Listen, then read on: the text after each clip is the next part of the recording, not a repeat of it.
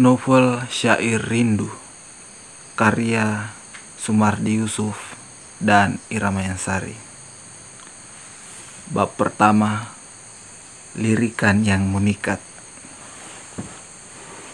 Februari 2015 yang sibuk kala itu dihiasi aktivitas mahasiswa yang mengatasnamakan dirinya sebagai aktivis kampus. Mereka yang tergabung dalam organisasi tertinggi kampus, yakni Badan Eksekutif Mahasiswa Universitas Negeri Makassar. Mereka sedang melakukan kegiatan tahunannya, yakni Advanced Training Nasional, atau lebih akrab disebut ATN. Kegiatan BEM Universitas Negeri Makassar yang rutin dilaksanakan setiap tahunnya dengan segala persiapan 2 pekan sebelumnya. Kegiatan kebanggaan tersebut dibuka dan digelar di Gedung Pencakar Langit Finisi UNM tepat 23 Februari 2015. Peserta berasal dari beberapa kampus di seluruh Indonesia. Ada yang dari Universitas Yogyakarta, Universitas Palangkaraya, juga seluruh kampus ternama di seluruh Sulawesi Selatan, dan sebagian besar diikuti oleh masing-masing perwakilan fakultas dari Universitas Negeri Makassar.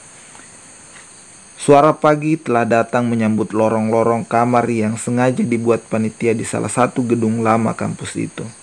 Sengaja berhemat untuk menangkal biaya hotel yang fantastis. Namun pagi itu sangat diam, penuh dengan kelelahan karena padatnya kegiatan. Suara dengkuran pemuda-pemuda itu masih mendominasi setiap ruangan yang dipadati spring bed berwarna pink tanpa spray. Hasrat untuk melanjutkan mimpi pun merupakan godaan terbesar bagi mereka. Namun godaan itu harus dilawan oleh para panitia yang merupakan penyelenggara kegiatan, terutama panitia inti yang memegang amanah lebih dari anggota lainnya. Sebut saja Maya yang bertugas sebagai bendahara memiliki kesibukan yang bukan main. Tidurnya hanya 2 jam dan harus standby lebih pagi untuk menyiapkan kegiatan selanjutnya. Sudah hampir pukul jam 7.00, tetapi sarapan dari catering belum juga datang. Harusnya sarapan telah siap untuk semua peserta. Namun SMS dari senior pemilik catering pun belum juga masuk. Panik, tentu saja panik. Perempuan ini bisa saja dipanggil si tukang panik. Dia sangat tidak suka keterlambatan. Mondar-mandir sekitar kamar panitia. Ia melakukan itu berusaha menenangkan kepanikannya sambil sesekali menatapi jam di smartphone-nya. Angka demi angka berganti semakin mendekati pukul 7.00 pagi.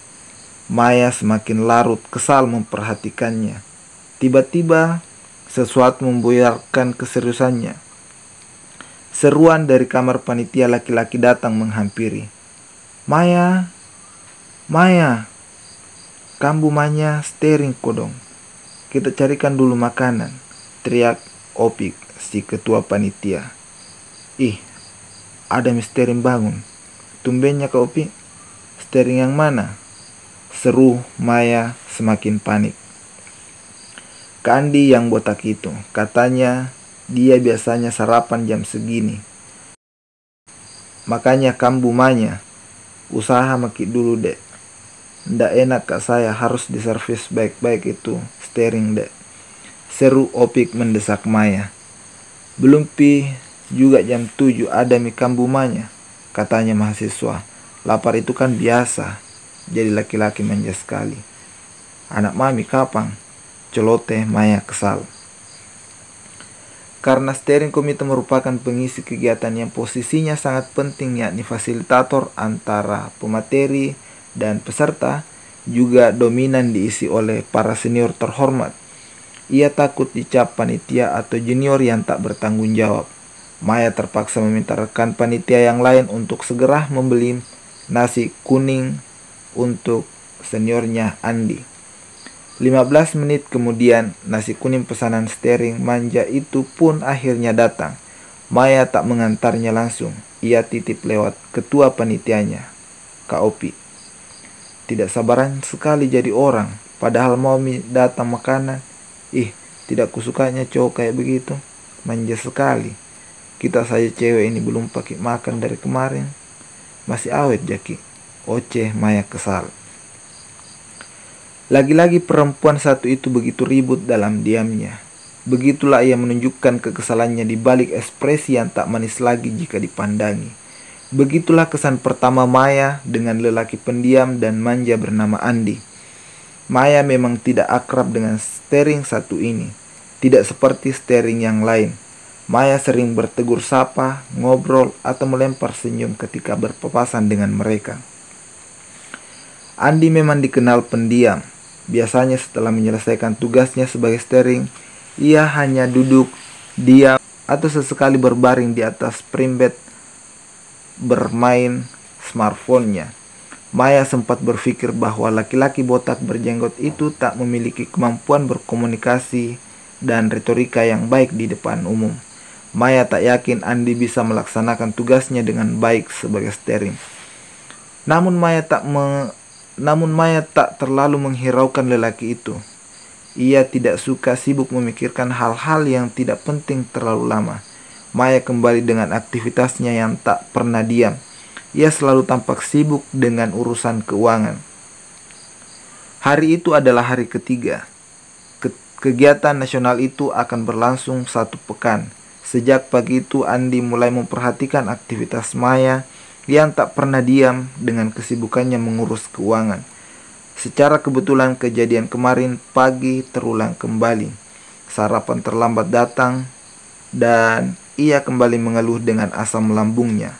Tidak hanya itu, suhu badannya pun juga naik. Andi mencoba mengadukan keadaannya kepada bendahara panitia yang sedari tadi diperhatikannya. "Dek, kambu lagi maku. Bagaimana ini pelayanannya panitia?" protes Andi. "Iya kak, minta maaf kok dong. Kita tunggu mi sebentar. Ada mi panitia yang lain yang pergi jemput makanan," seru Maya mencoba memastikan. Maya membalas dengan ekspresi tak percaya. Keningnya berkerut kesal. Andi tahu Maya tidak mempercayainya. Ia lalu nekat mengambil tangan Maya dan menempelkan ke kepala botaknya. Ia mencoba menjelaskan dirinya benar-benar tidak sehat. Adegan itu justru membuat Maya terkejut heran. Ia diam kaku tanpa kata. Waktu terasa berhenti dan kedua pasang mata itu saling menatapi. Suhu badan Andi benar-benar tinggi. Maya berbalik khawatir. Panas betulan ki kak. Kodong, sakit betulan ki ternyata kak, ucap Maya mulai panik. "Iya deh, kita kira bercanda kakak. Ini lagi mual-mual maka," jawab Andi. Maya langsung melepas tangannya dan cepat-cepat mempersiapkan sarapan. Kebetulan cateringnya datang tak lama setelah obrolan mereka dimulai. Pagi berikutnya pun kembali dengan situasi dan rutinitas yang sama, namun materi yang berbeda. Maya kini lebih cekatan untuk mempersiapkan pelayanan untuk Stering yang manja itu. Makanan datang harus langsung diantar ke kamar Stering. Perhatian demi perhatian pun ditunjukkan oleh Maya sebagai bentuk pelayanannya sebagai panitia kepada Stering. Mulai dari saat itu, Maya pun menarik perhatian Andi. Saking seringnya Andi memperhatikan perempuan ini, sampai suatu saat tanpa disengaja, tatapan mereka akhirnya bertemu. "Tak ada rencana untuk menatap matamu. Mungkin kau pun begitu. Entah kenapa mataku dan matamu bertemu dan bertahan begitu lama. Ada getaran dahsyat menerpaku. Jantungku semakin cepat, aliran darahku terasa semakin deras. Aku terdiam sejenak dan tak sadar sedang berada di alam mana." Andi. Tatapan itu sangat menghantui Andi. Ia belum pernah melihat tatapan yang amat berkesan dari itu. Ia penasaran mengapa lirikan Maya begitu dalam dan sangat berbeda. Begitulah benih cinta mulai tertanam dan tumbuh di hati Andi. Ia sangat penasaran dengan perempuan ini.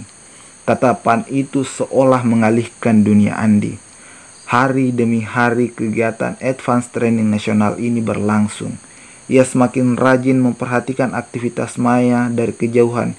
Sesekali ia mencari perhatian Maya, namun tak dihiraukan. Andi semakin hari semakin jatuh cinta dengan Maya.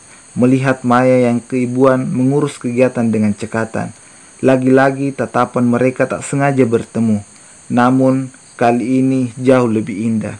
Maya membalasnya dengan senyuman yang ramah. Andi semakin terbuai dibuatnya. Aku tak yakin ada mata yang lebih indah dari bola matamu. Aku tak yakin ada tatapan yang lebih tajam dari tatapanmu. Ah, anggunnya kau perempuan bugisku. Senyumanmu begitu indah mengajakku melayang ke dunia lain yang tak pernah kuhayalkan sebelumnya. Adakah engkau mencintaiku seperti aku yang tersiksa dan merindumu? Aku tersiksa memikirkanmu, merindukan belayan tanganmu yang sempat mendarat di keningku. Aku merindukan sentuhan lembut itu. Maya, aku jatuh hati padamu. Andi terpaku diam memandang senyum itu hingga lupa untuk membalasnya.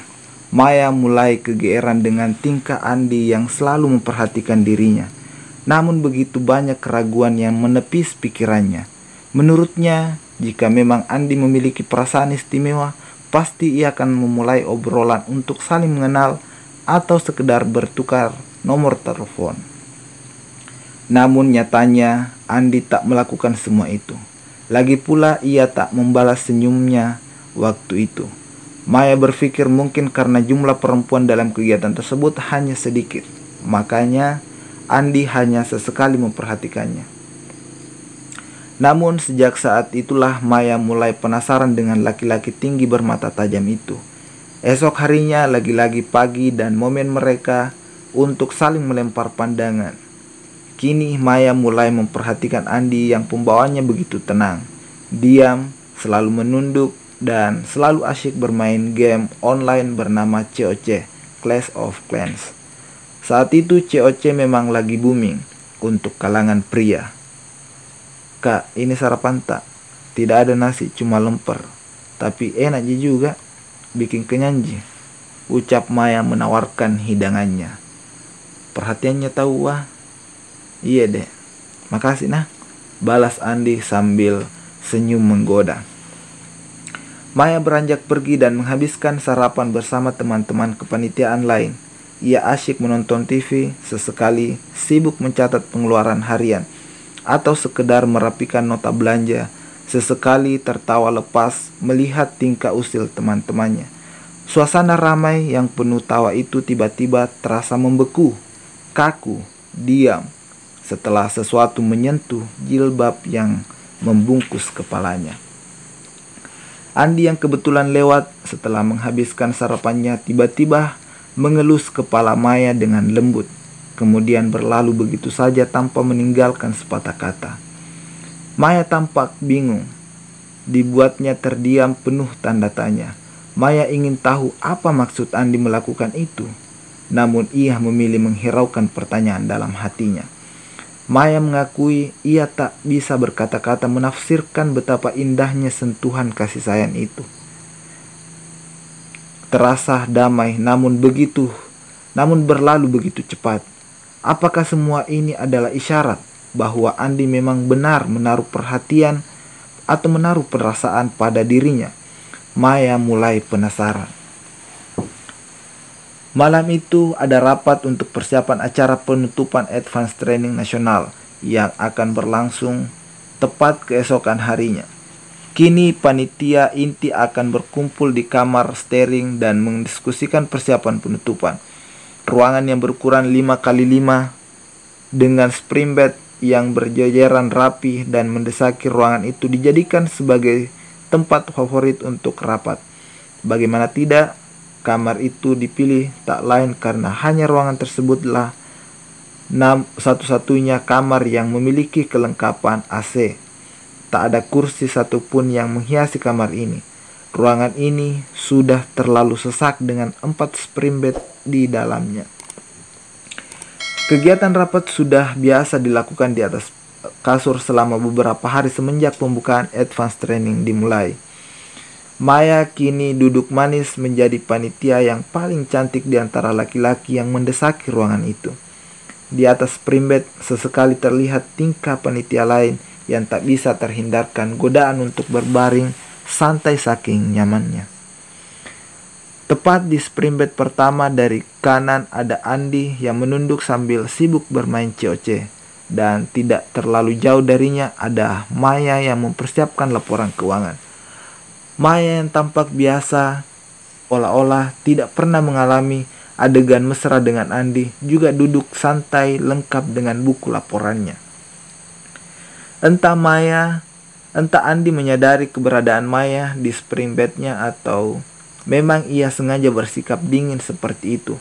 Namun tak lama hasratnya untuk menghiraukan gadis berkulit manis itu tak bisa dilawan.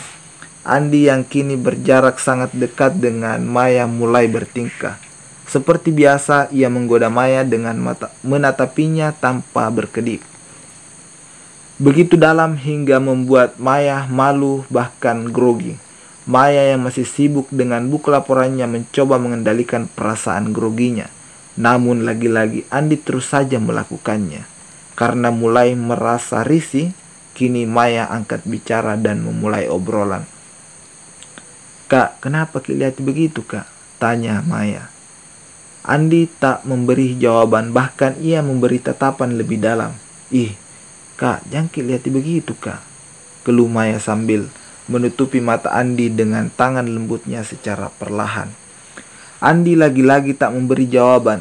Ia hanya tersenyum manja. Ia hanya tersenyum manja merasa berhasil mengganggu Maya. Adegan mesra itu pun tak berlangsung lama setelah panitia lain sudah mendesaki ruangan dan memulai rapat dengan serius. Hari itu adalah hari terakhir kegiatan Advance Training Nasional. Kegiatan ini pun ditutup oleh Wali Kota Makassar beserta Wakil Rektor 3 Universitas Negeri Makassar di Balai Kota Makassar, tepatnya pada hari Selasa 3 Maret 2015. Maya yang tampak sibuk mengurusi pengisi acara penutupan terlihat mondar-mandir di dalam ruangan. Andi yang duduk manis di kursi peserta juga sibuk memperhatikan gerak-gerik Maya. Maya yang tidak merasa diperhatikan itu tak sengaja lewat di depan Andi.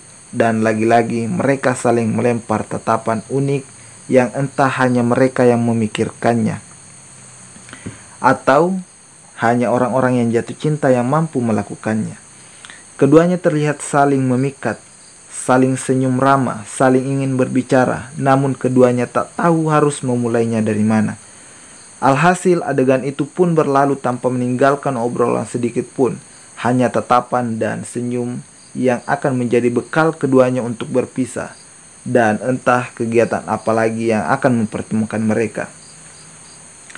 Sejak selesainya kegiatan nasional itu, tak ada lagi kabar dari Maya.